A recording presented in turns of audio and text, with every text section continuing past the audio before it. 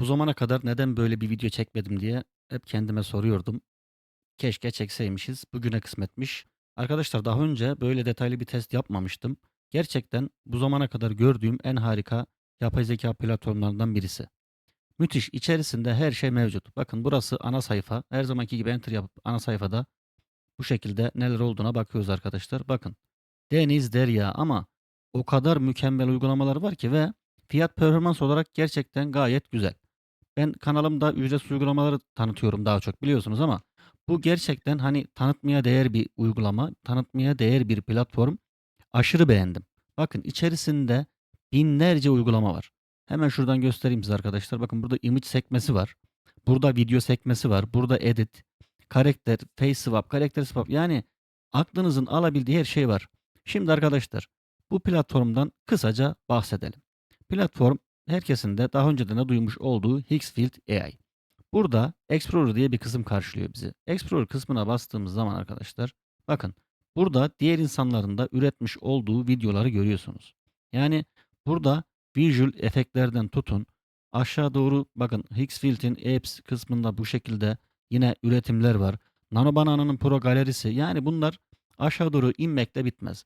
Ben buraları hemen hızlıca size göstereyim istedim. Videoyu çok uzatmayacağım arkadaşlar. Kısa bir tanıtım videosu olacak. Daha detaylı tanıtım videoları ileride gelecek çünkü çok beğendim.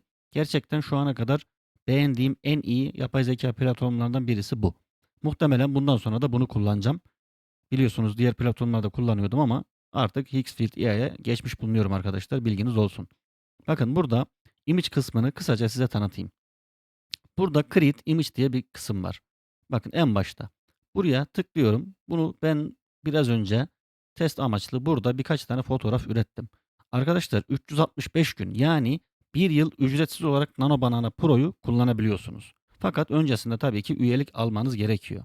Acayip uygun fiyata geliyor. O yüzden dedim hani ben de bu yüzden yapay zeka araçlarının fiyatlarının yüksek olmasından sizin gibi muzdaribim. Ama test ettiğim zaman diğer video uygulamalarına birazdan bakacağız. Gerçekten fiyat performans olarak gayet güzel. Ben çok beğendim arkadaşlar. Sizlere de tavsiye ediyorum. Şimdi bakın. Buradan Nano Banana Pro'dan tutun. Hikesfield'in kendi Hikesfield Soul diye böyle bir özelliği var. Burada bakın hemen şöyle açayım. Visual stiller var. Bakın arkadaşlar işte iPhone çekimi, genel çekim, realistik. Buradan aşağı doğru indiğiniz zaman size bir sürü örnek fotoğraf gösteriyor. Yani bu fotoğrafları kullanarak siz kendiniz burada herhangi bir karakteri seçiyorsunuz. Burada hazır bakın bu kadar karakter var. Gördüğünüz kadar karakter var. İstiyorsanız buradan artıya tıklayın. Kendi karakterinizi oluşturun. Onlara da bu şekilde bakın burada gördüğünüz şekilde duruşları, pozları otomatik versin. Bu kendi sol özelliği. Burada face swap özelliği var arkadaşlar. Ben daha önce bir face swap yapmıştım. Bakayım hemen daha önceki fotoğraflarımdan belki videolar izlemişseniz siz de oradan bilirsiniz bu fotoğrafları kullanıyorum genelde. Gördünüz mü? Yani heyecanlandım çünkü gerçekten face swap'ı harika yapıyor. Lokale kurduğumuz face swap'lar da var veya online olarak farklı face swap özellikleri de var. Fakat bu kadar mükemmel yapanı görmedim arkadaşlar. Burada referans fotoğrafım vardı. Bakın hatta göstereyim buydu. Gördünüz mü? Direkt yüzü buraya yansıttı. Karakter swap var. Karakter swap da yine aynı mantıkla fakat karakteri komple değiştirmeye yarıyor. Nano Banana Pro. Arkadaşlar en çok sevdiğim bu benim. Nano Banana Pro. Gerçekten harika çalışıyor. Bakın burada testler yaptık ama hemen kısa bir test daha yapalım olmazsa. Hatta şöyle yapacağım yine. Bir kadın, pardon büyük yazdı. Bir kadın voleybol voleybol oynarken diyelim. Bak kısa bir şey yazdım hemen. Sadece test edeceğim. Arkadaşlar bu arada şöyle bir özelliği var bunun. Hemen onu göstereyim size arkadaşlar. Çok güzel bir özellik. Ben onu da aşırı beğeniyorum. Bakın burada unlimited diyor. Görüyor musunuz? Şimdi bunu hemen aktive edeyim. Bakın aktive ettim. Gördünüz mü? Burada herhangi bir kredi kesmiyor. Yani birazdan fiyat listesini göstereceğim. Üyelikleri göstereceğim. Hani gerçekten değiyor. Hani başka bir uygulama kullanmanıza gerek yok arkadaşlar. Buradan unlimited olarak üretim yapabiliyorsunuz. Nano Banana Pro'da bakın. Burada bir sürü en boy oranı var. Onu görebiliyorsunuz. Burada 1K, 2K, 4K Ultra HD'ye kadar destekleri var arkadaşlar. Hemen buradan bir tane ben normal üretim yapacağım. Sizi bekletmeyeyim. Ha şöyle Unlimited versiyonda biraz bekliyorsunuz arkadaşlar. Onu da baştan söyleyeyim. Yani çok aşırı bekletmiyor ama biraz da bekletiyor yani. Yalan olmasın, her şeyi tek tek size anlatmam gerekiyor. Buradan tekrardan geldim arkadaşlar. O üretim yapsın bu arada. Bakın Seedream'in 4.5 modeli mevcut. Seedream 4 model. Zaten bu bir eskisiydi ama bu da güzel iş yapıyor. Burada Z-Image eklemişler. Klink O1. Arkadaşlar şu Klink AI biliyorsunuz video üretim yapay zekası diyebilirim size. Ama şimdi Hexfield AI'da bunun fotoğraf üretim modelini de yayınlamışlar. Ben bunu daha önce hiçbir yerde görmedim. Test ettim. Harika çalışıyor. Gerçekten harika çalışıyor. Yani Klink nasıl videoda kendini ön plana çıkartıyorsa Klink O1'de image tarafında, fotoğraf tarafında kendini kanıtlamış arkadaşlar. Bu arada fotoğrafımız üretildi. Hemen bakalım. Nano Banana Pro ürettik arkadaşlar. Gördünüz mü? Gayet güzel. Ortama bakar mısınız? Bakın şuradan hemen göstereyim. Bazı ince nüansları da göstereceğim arkadaşlar. Yani kalitesini göstermek adına bakın. Kum tanelerini görüyor musunuz? Ne kadar güzel yani. Harika. Ben çok beğendim. Yani müthiş. Müthiş arkadaşlar. Hemen buradan geliyorum. Onu daha test edeceğiz. Yani çok uzatmayacağım ama bundan bir test daha yapacağız. Detaylı bir test yapacağız. Çünkü burada Drive diye bir seçeneğimiz var. Onu göstereceğim. Hemen şurayı hızlıca bir geçeyim. Bakın Rivi'yi eklemişler. Rivi da güzeldir. One 2.2'nin yine burada bir versiyonu mevcut. Şimdi arkadaşlar video kısmına geçeceğim. Yani o kadar çok ki nasıl anlatacağım bilmiyorum. Yine de hemen çekeyim istedim. Çünkü beni heyecanlandıran bir platform oldu Hixfield AI. Gerçekten kaliteli. Yani kalite abi. Başka bir şey değil. Şimdi arkadaşlar Unlimited kısmını buradan açıp kapatabilirsiniz ama onun haricinde hemen burada Draw diye bir kısım var. Niye burayı gösteriyorum? Burayı özellikle göstereceğim çünkü aşırı hoşuma gitti. Hemen buradan bir tane fotoğraf yükleyelim. Daha önce ben birkaç test yaptım. Mükemmel çalışıyor. Yani çok da güzel, basit de çalışıyor. Arkadaşlar böyle bir fotoğraf yüklediniz diyelim. Bakın sol tarafta Nano Banana veya Nano Banana Pro'yu seçersiniz. Tabii ki en yeni güncel sürümü Pro olduğu için Nano Banana Pro'yu seçtik. Şimdi Nano Banana Pro'yu seçtikten sonra bakın aşağıda burada Canvas çıkıyor. Yani bir Paint gibi düşünün. Burada tıklama aracımız bu şekilde ileri geri yapabiliriz fotoğrafımızı. Oynadım biraz. Düzeldi. Bakın burada brush sekmesi. Yani burada şöyle yapabilirsiniz. Böyle bir alanı tararsınız arkadaşlar. Daha sonra veya burayı tararsınız. Burayı işte yeni bir kıyafet ekle veya orayı kapat diye komut verebilirsiniz. Hemen siliyorum arkadaşlar. Burada. Yani biraz daha basitini göstereceğim. Yani en basit nasıl üretiriz? Çünkü yani vakit bizim için önemli. Yapay zeka araçları da bunu yapmış. En basitini kullanalım, en güzel şekilde kullanalım. Arkadaşlar bakın burada ne diyor? Hatta üzerine geleyim şöyle. Rectangle aracımız var. Burada şöyle bir şey çiziyorsunuz. Bakın bu şekilde çiziyorsunuz. Ve buraya bir komut yazıyorsunuz. Kadının, yazamadım, kadının kıyafetini ne yapsın? Beyaz renk yap.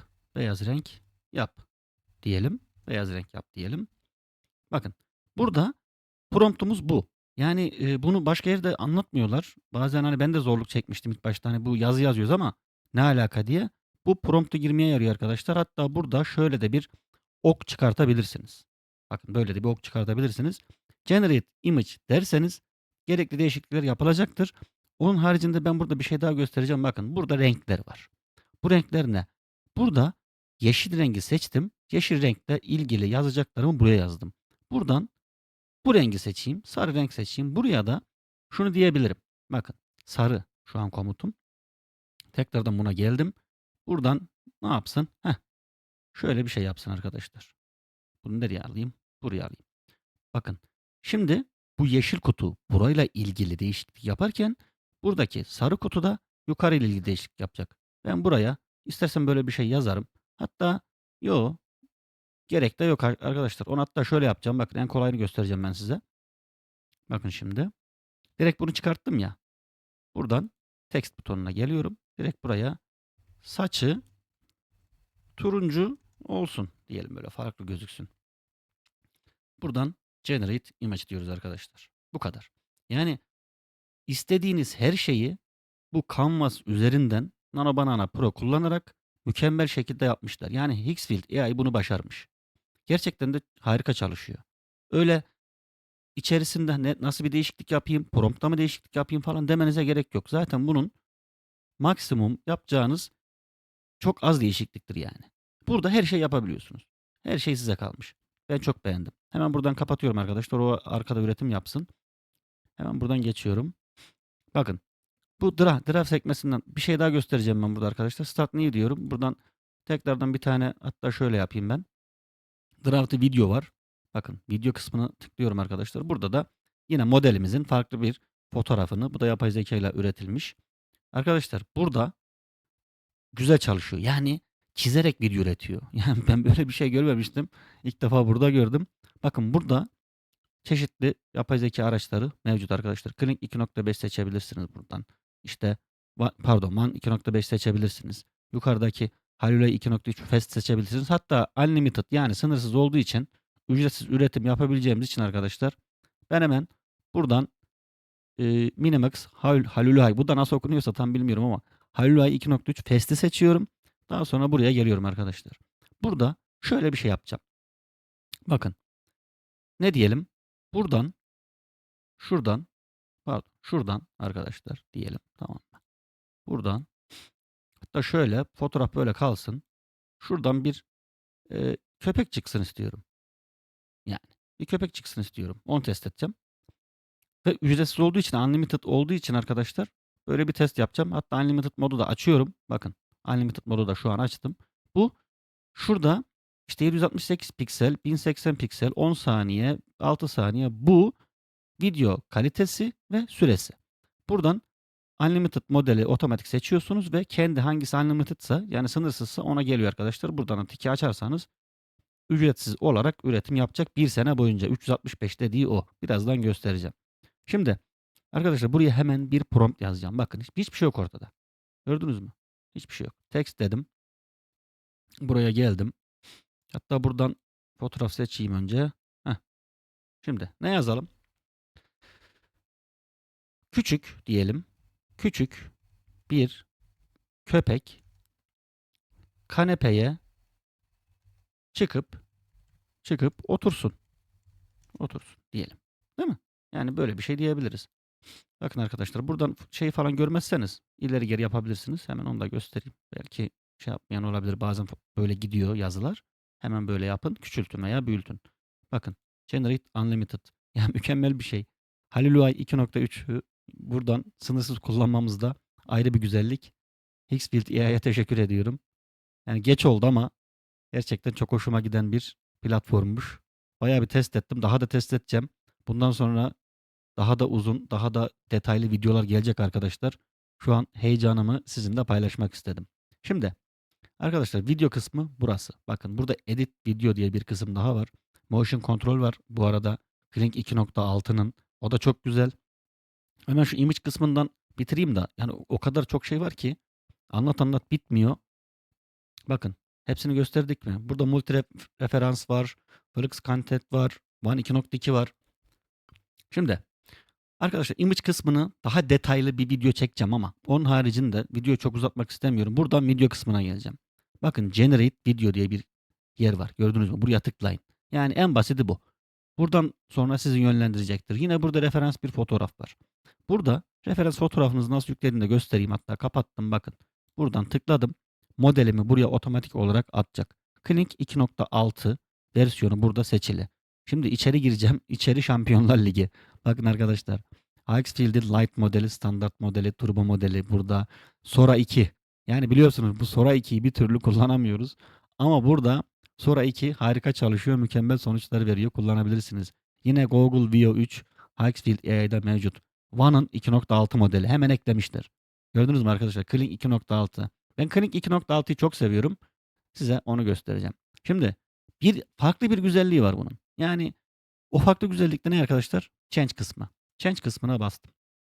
Bakın yukarıda Kling 2.6 seçili. Gördünüz mü? Burada New diyor.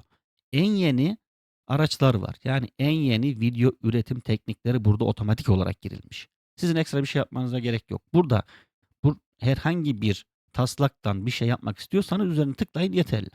Burada virale tıklayın, bakayım ne varmış viralde. Bakın viralde böyle bir su basıyor içeriği. Bakın burada farklı şeyler var. Ne bileyim bu neymiş? Öyle periler falan geziyor. Bakın arkadaşlar, oraya tıkladım. Prompt'ta hiçbir şey yazmıyorsunuz. Eğer buradan bir şey yapacaksanız. Prompt hiçbir şey yazmıyorsunuz. Bakın Kling 2.6 ile 10 krediyle üretim yapılıyor. Çok iyi. Yani 10 krediyle üretim yapılması gerçekten çok iyi. Yani fiyatlar müthiş. Gerçekten müthiş. Boşu uğraşmışız. Hemen buna bakalım. Bakın arkadaşlar. Bakın.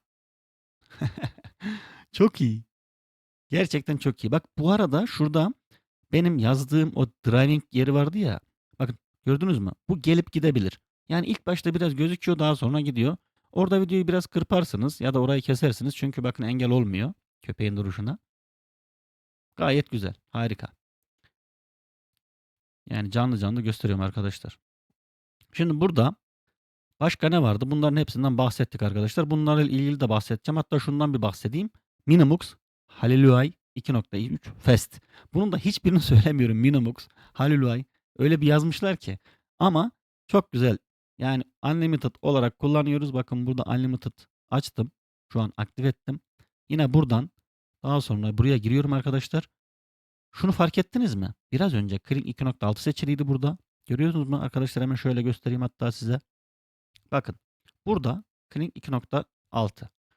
Hemen ben oradan yani şurada hatta şöyle göstereyim. Buradan Minimax'a geçtiğim zaman burada da Minimax'a geçiyor. Hallo'ya geçiyor. Yani onunla ilgili en profesyonel nasıl üretim yapılıyorsa o modellere geçiyor. O taslaklara geçiyor. Umarım anlatabilmişimdir arkadaşlar. Oradan da onu göstereyim istedim. Hemen buradan bakalım bir daha. Bakın arkadaşlar. Change dedim. Otomatik geldi. Ne yapalım başka? Ağlasın. Bakın ağlama otomatik bir ağlıyor orada. Onu bizim fotoğrafımıza yansıtsın. Hemen unlimited diyoruz. Unlimited görünce ben mutlu oluyorum. Gerçekten. Arkadaşlar biraz da Kling 2.6'nın Audi yani sesli modelinden bahsedelim. Ben biraz önce bir üretim yaptım arkadaşlar. Bunu ekleyeceğimi söylemiştim. Bakın burada telif olmasın diye sesi kapatıyorum. Burada bir tane benim ana videom vardı, referans videom. Burada da bir tane fotoğraf. Fotoğrafı burada referans videosuyla 2.6'nın motion control özelliğiyle bakın bu hale getirdik. Hemen başlatıyorum. Normalde arka planda ses var arkadaşlar. Bakın burada da küçük bir ekranda görüyorsunuzdur mu? Hatta şu şekilde açayım arkadaşlar. Bakın siz. Referans videomuzu bu şekilde motion kontrol ile gördünüz mü? Gayet güzel. Ve videomuzun süresi 10 saniye arkadaşlar. 10 saniye kadar üretim yapabiliyor. Gayet başarılı. Ben çok beğendim. Bununla ilgili de farklı bir video çekeceğim tekrardan. Şimdi arkadaşlar gelelim Kling 2.6'nın sesli modeline. Yani audiolu modeli. Şimdi buraya yine bir tane görsel yüklüyorum. Bakın burada uploading yazıyor. Buraya upload ediyor şu anda. Evet, bir tane modelimizi upload ettik. Buraya basit bir Türkçe prompt yazacağım öncelikle. Kadın kameraya yaklaşır ve hemen bakın burada bir parantez açıyorum böyle. Tırnak açıyorum daha doğrusu. Ferman Doğan YouTube kanalına abone olun desin. Arkadaşlar böyle bir şey yazdım. Hatta buraya desin diyeyim. Bu şekilde test edeceğim. Bakın burada bizden 10 kredi kesecek. Hemen buradan generate dedim ve başladı arkadaşlar şu anda. Şimdi arkadaşlar bu Kling 2.6 başlamışken hemen buradan diğer modellerimize göz gezdiriyorum. Bakın One 2.5 burada bakın. Ona tıklıyorum. Buradan 1080 piksel, 480 pardon 720 ve 480 piksel olmak üzere 3 adet resolution'ımız var. Burada da 10 saniye kadar üretim yapabiliyor arkadaşlar. One 2.5. Şimdi bunda audio seçeneği yok. O yüzden hemen bu sesli kısmı siliyorum arkadaşlar. Birazdan video üretildi. Bu sesli videomuz Kling ile. Bunu birazdan göstereceğim ama hemen şunu bir promptumuzu yazalım. Kadın kameraya yaklaşır ve kameraya göz kırptıktan sonra arkasını döner ve uzaklaşır dedim. Bakın böyle basit bir prompt yazdım yine. Hemen şurada bir hata var, onu düzelteyim. Burada ben 480 piksel üretmesini istiyorum. Buradan 720 piksel de seçeceğim. Hatta 720 piksel üretelim arkadaşlar. 1080 seçmeyeceğim. Çok kredi tüketmesin. Lazım olacak bize. Hemen buradan generate dedim. Arkadaşlar One 2.5'in audiolu sesli modeli de bu şekilde bir üretim yaptı. Hemen ses açayım. Duyuyorsunuz inşallah. Hemen şöyle biraz daha ses açayım buradan. Evet. Yani ayak sesleri falan gayet güzel. Bakın. Duruş. Yüz bozulmamış arkadaşlar. Yüz gayet güzel. Yani One 2.5'in Hikesfield AI'daki versiyonu çok iyi. Çok beğendim. Gerçekten bu adamlar bu işi başarmış arkadaşlar. Hatta şöyle büyüteyim. Bakın bir de böyle izleyin. Sanal influencer yapılabilir. Gerçekten çok güzel. Ben çok beğendim arkadaşlar. Hemen burada videoyu durduruyorum. Bakın burada yine başlatmış olduğum birkaç video daha vardı. Hatta son videom da buydu. Bakın. Kelebekli ve sesli. Bunu da Klink'in 2.6 versiyonuyla yapmıştık. Video versiyonları çok başarılı arkadaşlar. İstediğiniz şekilde, istediğiniz formatta ve yapıda üretim yapabilirsiniz. Bunu girin buradan test edin. Yani test sonuçları şu ana kadar en başarılı video araçları diyebilirim. Hikesfield AI'daki bu bakın buradaki kategorilerde şu ana kadar deneyip de sıkıntı gördüğüm olmadı. InPaid kısmında küçük bir sorun yaşadım. O da internetten kaynaklı mı bilmiyorum. Bazen böyle istediğimi verememişti. Ama ikinci, üçüncü denememde onları da gayet iyi verdi. Arkadaşlar bir de sinema stüdyomuz var. Ya sinema stüdyosu da gerçekten çok güzel. Bakın burada hemen şöyle image kısmına geleyim. Yine modelim burada ekli. Hatta kapatıyorum. Siz görün diye tekrardan modelimi ekleyeceğim. Buradan hemen bir tane ekledim. Burada kamera açılarına bakın. Burada aşağı doğru iniyorum şu an. Mouse'un tekerleğini aşağı doğru çekiyorum. Bir sürü seçenek var. Yani burada kamera açısını siz nasıl seçerseniz ona göre lens açısını şunu bunu hepsini burada veriyor arkadaşlar. Burada hiçbir şey yazmadan bir generate diyeceğim arkadaşlar. Sonucu görelim. Hiçbir şey yazmadım buraya. Sadece kamera açısı verdim. Yani bu da Cinema Studio. Hikesfield AI'ın yeni çıkardığı bir model bu. Yani buraya eklemişler. Biz bu aracı buradan kullanabiliyoruz. Sinema Studio gayet güzel çalıştığını söylüyorlar. Ben birkaç test yaptım. Evet, başarılı. Hoşuma da gitti. Burada bir video kısmı var. Bakın, video kısmında Start Frame diye buradan ekleyebiliyorsunuz. Pardon, benim fotoğrafımın boyutu yetersizdi, ondan eklemedi herhalde. Heh, ekledi veya End Frame. Burada end frame'i eklerseniz arkadaşlar atıyorum arabanın ilerideki bir duruşunu anında eklersem araba oraya doğru gidip bu end frame'i verecektir. Şu an ben ona bakmayacağım. Buradan direkt bir tane prompt yazacağım. Ne diyelim arkadaşlar? Mesela nasıl bir prompt yazalım? Araba hızla ilerlesin. Diyelim böyle basit bir prompt yazalım. Generate 8 diyor. Bakayım arkadaşlar. Buradan farklı bir şey deneyeceğim. Şimdi bunu yazdım. Niye yazdım da birazdan söyleyeceğim arkadaşlar. Şimdi bir de sahne yani sahne kurgusu yapabiliyor. Gerçekten çok güzel. Sahne kurgusu da yapabiliyor. Bakın burada slow motion on off diyebilirsiniz. Ses on off diyebilirsiniz. Gördünüz mü? Burada harika sahneleri gösterebiliyor size. Hemen o yapsın arkadaşlar oraya. Image kısmı. Geldik bakalım burada ne yaptı. Evet. Böyle bir sonuç verdi bize. Burada kamera açısını geniş açı seçtiğimiz için gördünüz mü? Bakın. Yani mükemmel. Tam burada işte Red bir Raptor kamerası diyor. Zeiss Ultra Prime 24 milimetre ile çekilmiş şekilde. Yani daha profesyoneli olamaz herhalde. Çok güzel. Oradan da görebiliyoruz arkadaşlar. Şimdi burada 2K, 1K, 4K seçeneklerimiz var. Buradan seçebilirsiniz arkadaşlar. Burada da bakın batch size 4 adet de kadar bize üretim yaptırabiliyor. Aynı anda 4 adete kadar üretim yapabiliyoruz. Yani gayet güzel. Bu sinema stüdyoyu da çok beğendim. Özellikle image kısmında çok hoşuma gitti. Hemen buradan bakın ne yapalım? Hatta şöyle bir zoom in yapalım arkadaşlar. Bir zoom in yapalım. Tamam, hatta zoom in de neye yapalım biliyor musunuz? Yine tamam araca zoom in yapsın. Bakın. Bu arada şu üretildi ama dur hemen onu geçiyorum ben. Şuna generate diyeceğim arkadaşlar. 8 kredi alacak bizden. Bakın.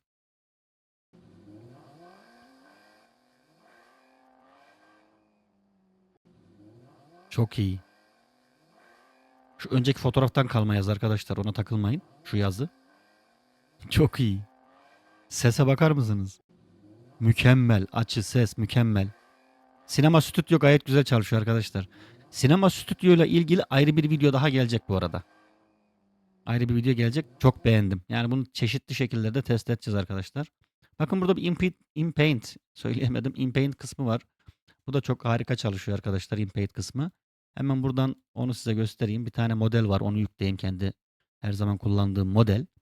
Bakın arkadaşlar. InPaint. Harika. Hani burada da bir sürü değişiklik yapabiliyorsunuz InPaint'te. Bunun güzelliğini biliyor musunuz? Bunun güzelliği de şu. Ne seçelim buradan? Hatta şunu seçeyim. İlk defa deneyeceğim. Bunu fotoğraf indirmişim ama deneyememişim. Ve Türkçe yazacağım arkadaşlar önce. Kadın fotoğraftaki, hatta fotoğraf demeyeceğim, ekteki diyeceğim arkadaşlar. Ekteki kıyafeti giysin. Değil mi? Giysin diyelim. İlk defa deneyeceğim ben bunu. Bakın. Direkt yani nokta atışı yazdım. Gördünüz mü? Nokta atışı yazdım. Hiç bir şey yapmadım yani. Ekstra bir şey yapmadım. Ha, bu arada şunu göstereyim arkadaşlar. Bu ne diye sormuşsunuzdur. Belki soracaksınızdır. Buradan atıyorum şöyle boyarsanız, tamam mı? Saçını boyarsanız burada saçını değiştirecektir. Veya burada bir kolye derseniz, hatta şöyle diyelim, bakın hemen bunu siliyorum. Ha, bu arada bu silgi aracı, onu da söyleyeyim arkadaşlar. Ya böyle bazen kullanıyorum, söylemeyi unutuyorum, kusura bakmayın. Hemen buradan oyununda şöyle bakın, şöyle bir şey çizdim. Çok basit çizdim. Tamam mı? Bir tane kolye ekleyebilirsiniz. Şu an elimde kolye fotoğrafı yok. O yüzden direkt yazacağım. Boynunda altın kolye olsun dedim. Evet arkadaşlar, üretime başladı. Şimdi bu ürete dursun. Nano Banana Pro InPaint kullanıyoruz bu arada. Bakın Sol InPaint var. Burada yine Nano Banana normal düz Nano Banana diyeyim artık. Onun InPaint'i var. Bunlar da bilginiz olsun. Arkadaşlar karakter diye bir kısmı var. Daha önce soranlar olmuştu, bu karakter swap, işte face swap gibi şeyler soranlar vardı. Adamlar bunu tek çatı altında toplamış. Yani Higgsfield AI'yı bu yüzden de çok seviyorum. Her şeyi böyle gruplamışlar arkadaşlar. O çok hoşuma gitti. Bakın burada face swap'a geleyim ben. Daha önce yaptığım face swap buydu. Bakın gördünüz mü? Yani hani tekrardan göstermeyeceğim bunu. Tekrardan bunları yapmayacağım daha doğrusu. Buradan farklı bir fotoğraf seçebiliriz. İşte ne seçeyim? Bunun yüzünü seçeyim. Bunun yüzünü atsın. Deneyelim. Video bitmeden biter. Sonunda gösteririm arkadaşlar. Aa, burada bir sorunla karşılaştık. Muhtemelen Unconstrained olarak algılayabilir arkadaşlar. Mantığını anladınız siz. Olayın mantığını anladınız. O yüzden orada çok durmayacağım.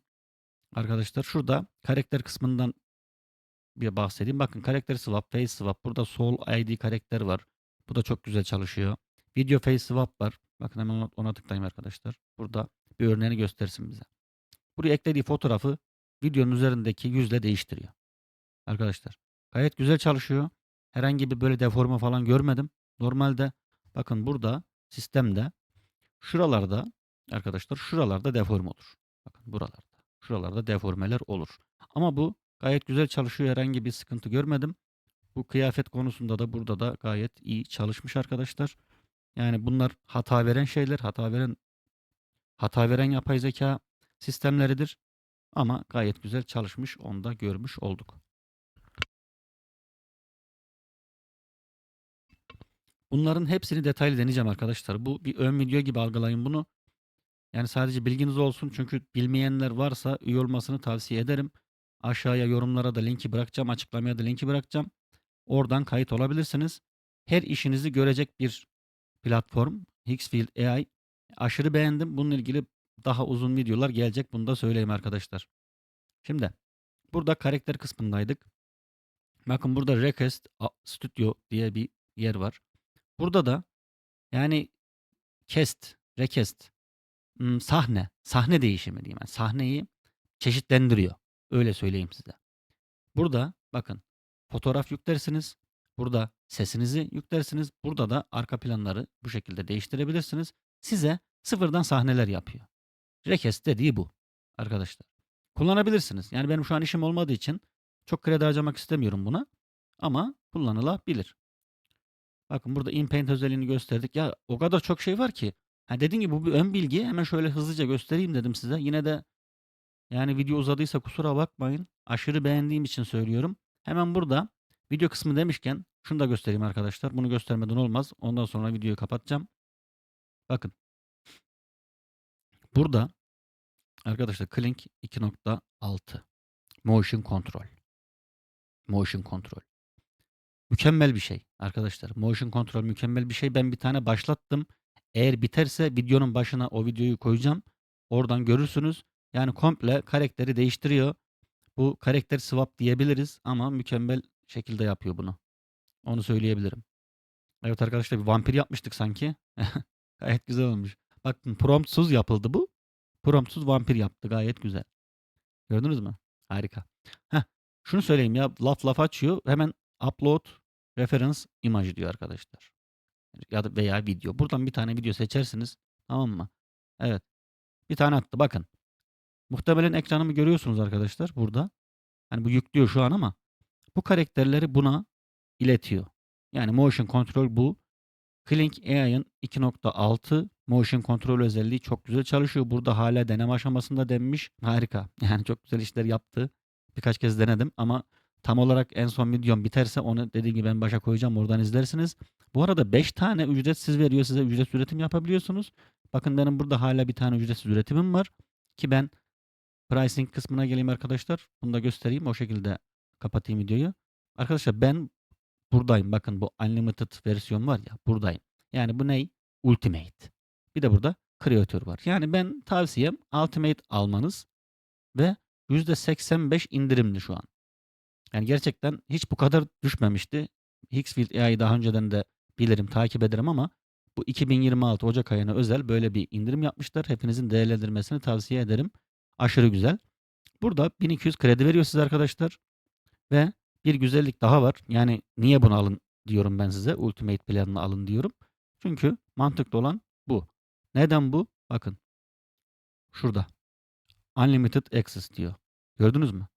Ya bu diğerlerinde yok arkadaşlar. Bakın burada Nano Banana Pro var. Hatta onu da göstereyim size. Bakın burada.